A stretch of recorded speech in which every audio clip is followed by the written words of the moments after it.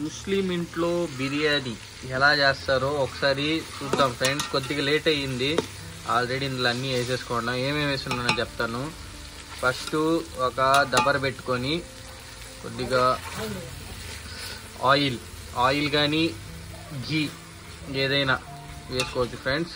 తర్వాత వచ్చేసి ఆనియన్స్, ఆకులు, పట్టా, లవంగ, ఎర్రగడ్డలు, కొత్తిమీర, తర్వాత వచ్చేసి టమాటాలు అన్నీ వేసి ఇట్లా ఫస్ట్ కలుపుకోవాలి ఫ్రెండ్స్. మొత్తం అంతా కొద్దిగా మిర్చి కూడా వేసుకోవచ్చు. ఇలా కాసేపు ఇలా వదిలేస్తే టేస్ట్కి సరిపడా ఉప్పు ఫ్రెండ్స్ ఇలా దాంట్లో వేసుకొని మొత్తం అంతా కలుపుకోవాలి ఫ్రెండ్స్.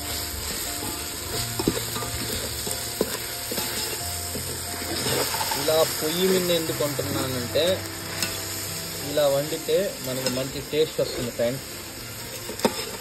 పొయ్యి మీద ఈ రోజుల్లో ఎవరు వండట్లేదు, అంతా గ్యాస్లు, స్టవ్లు ఇలా వచ్చేసాయి.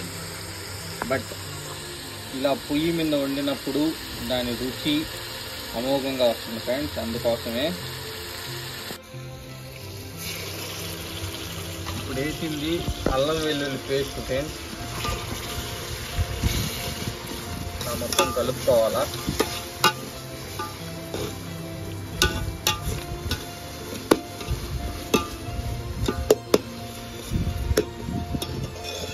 బిర్యానీ వాసన మాత్రం భలే అమోఘంగా వస్తుంది ఫ్రెండ్స్. కింద మంట కూడా చూడండి కరెక్ట్గా ఉంది. అప్పుడు ఒకసారి లడ్డూలు చేసింది కదా ఫ్రెండ్స్ మా మమ్మీ, ఇప్పుడు మళ్ళీ బిర్యానీ చేస్తాను ఫ్రెండ్స్.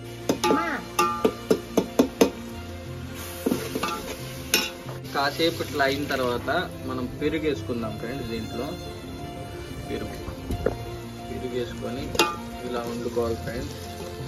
ఈ టేస్ట్ మాత్రం చాలా బాగుంటుంది ఫ్రెండ్స్. కొన్నిసార్లు తప్పుద్ది, అది వేరే విషయం అనుకోండి. సరే ఇట్లా బాగా ఉడకతా ఉంది ఫ్రెండ్స్. ఇది మనం బేసికల్గా చికెన్ బిర్యానీ చేస్తున్నాం ఫ్రెండ్స్. ఈరోజు మటన్ బిర్యానీ కూడా ఇలాగే ఉంటుంది ఫ్రెండ్స్ ప్రాసెస్. ఇందులోకి మనం కొద్దిగా సరిపడా నీళ్లు వేసుకోవాలి ఫ్రెండ్స్. ఒక 3 గ్లాసులు నీళ్లు పోసాను ఫ్రెండ్స్. ఇలా నీళ్లు పోసుకున్న తర్వాత ఏం వేసేద్దాం ఫ్రెండ్స్. ఇది వచ్చేసి రైస్ బిర్యానీ. మనం కాసేపు దీన్ని సోక్ చేసుకున్నాం వాటర్లో.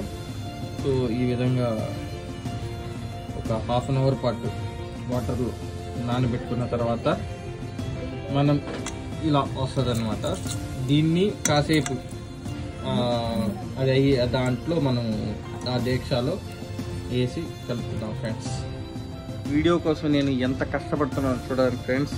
పొయ్యి దగ్గర చాలా వేడి. అప్పటికి మీకోసం వీడియోల కోసం మీకు అన్నీ మన ఛానల్లో అన్ని వీడియోస్ వస్తాయి ఫ్రెండ్స్. దానికోసమే మీరు నా వీడియోస్ని లైక్ చేసి సబ్స్క్రైబ్ చేసి నాకు సపోర్ట్ చేయండి ఫ్రెండ్స్. ఇలాంటి మరిన్ని వీడియోస్ ఏదో ఒక కుకింగ్, తర్వాత ట్రావెలింగ్, దాని తర్వాత వచ్చేసి ఏదైనా ఆటోమొబైల్ గురించి కానివ్వండి, నేను ఎట్లయితే చేస్తూ ఉంటాను ప్రతిదీ మీకు నేను వీడియోస్లో షేర్ చేస్తూ ఉంటాను ఫ్రెండ్స్. ఇది కాసేపు ఉడకనిద్దాం. ఈ ప్లేట్ తీసుకొని దాంట్లో కొద్దిగా మరిగింది ఫ్రెండ్స్. ఇది మనం ఇంత కలుపుకున్నవన్నీ ఉడకబెట్టాం కదా నీళ్ళు వేసి. ఇప్పుడు దీంట్లోకి మనం సోక్ చేసుకున్న రైస్ని మనం కలుపుకుందాం ఫ్రెండ్స్.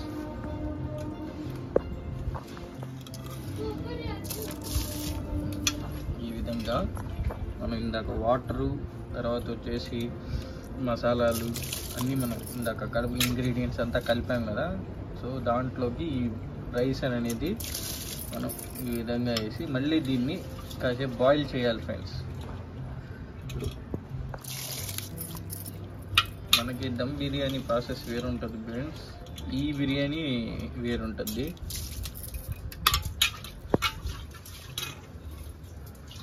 బిర్యానీలో చాలా రకాలు ఉన్నాయి ఫ్రెండ్స్. అందులో ఇది ఒక టైప్ అన్నమాట.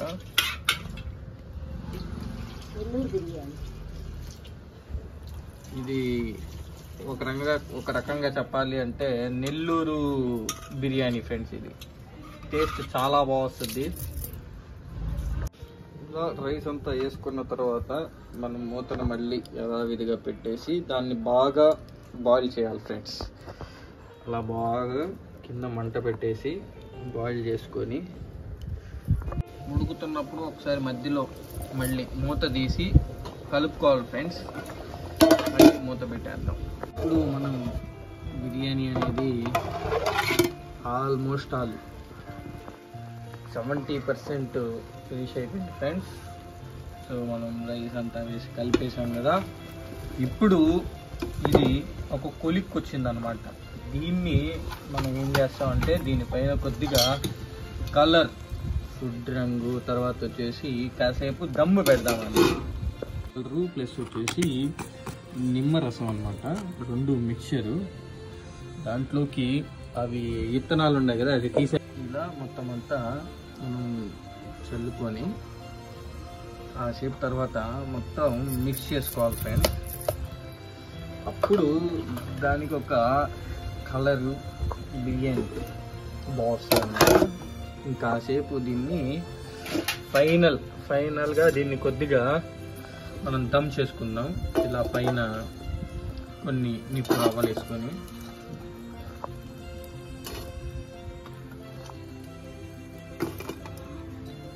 ఇది మీకు పొయ్యి మీద చేసే ఈ విధంగా ఫ్రెండ్స్. కాకపోతే మీరు ఎలక్ట్రిక్ స్టవ్లు, తర్వాత వచ్చేసి ఇలా గ్యాసుల మీద చేసి ఈ విధంగా అయితే మీరు దమ్ చేయలేరు. చేసేటప్పుడు కింద ఎక్కువ మంట ఉండకూడదు ఫ్రెండ్స్, ఎందుకంటే కింద అంటుకోబద్ది. సో అందుకోసం దమ్ చేసేటప్పుడు మ్యాక్సిమం కింద మంట లేకుండా ఓన్లీ పైనుంచి ఈ విధంగా చేసుకోవాలి. ఇలా కట్టెల పొయ్యి మీద చేసేటప్పుడు మాత్రమే. అది బిర్యానీ కాస్త బాగా ఉడికే లోపల మనం అరిటాకుని కోసుకుందాం ఫ్రెండ్స్. అరిటాకులో తింటే టేస్ట్ అమోఘంగా ఉంటుంది. ఇంతకు ముందు రోజుల్లో వీటిల్లోనే ఎక్కువగా తినేవాళ్ళు.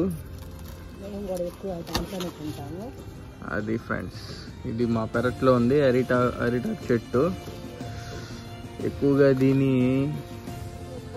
కోసి మొత్తం అంతా అడిపింది ఫ్రెండ్స్.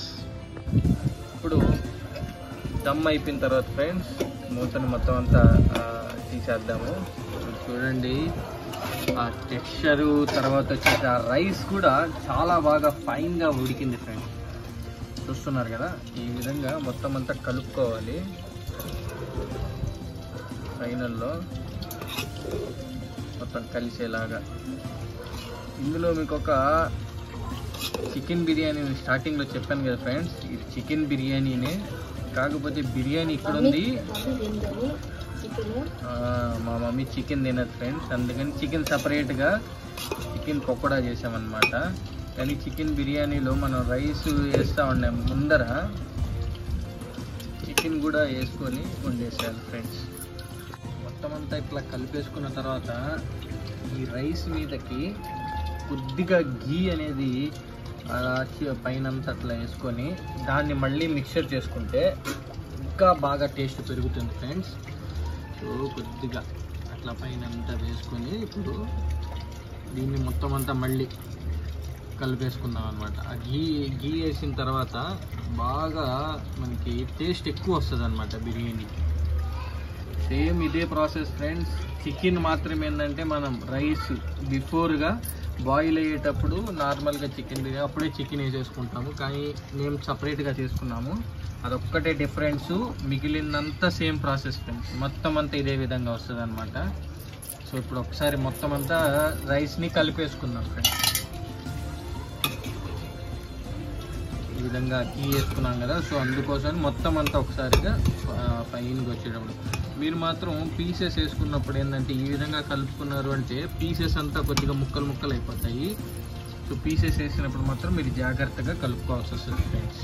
మనం బయటికి తీసి సర్వ్ చేసుకున్నాము.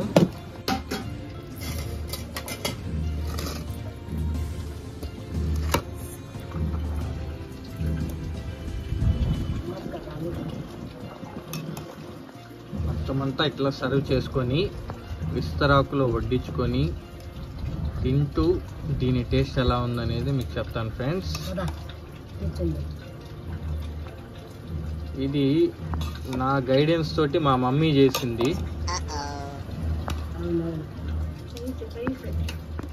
ఇది మా మమ్మీ రెసిపీ ఫ్రెండ్స్.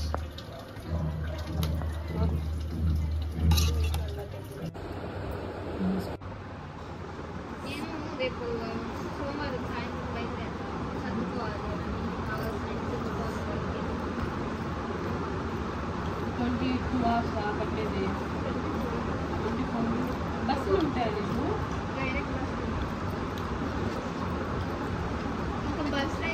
Amazing!